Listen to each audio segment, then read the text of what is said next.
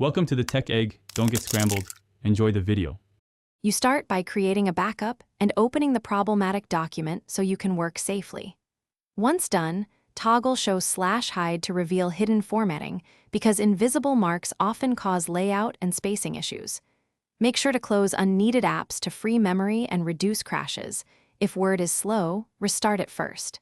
Then inspect headings, lists, and styles briefly so you know where the main problems lie before making large edits. This saves time and prevents accidental data loss. Now you focus on styles and consistent formatting because that fixes most rendering and navigation problems. Open the Styles pane and apply normal or appropriate heading levels to groups of text so formatting is centralized. This also fixes TOC issues.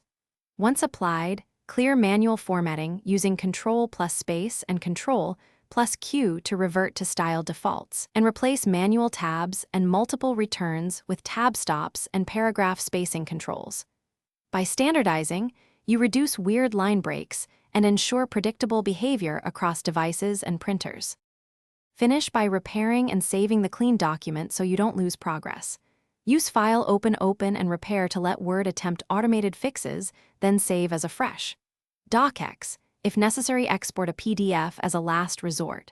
Once saved, test printing and TOC updates. If issues persist, copy the content into a new document in 1/3 segments to isolate corrupted parts, then reapply styles. If a specific section fails, recreate it from scratch. That isolates the root cause quickly. Thanks for watching. Consider subscribing if I helped unscramble your problems.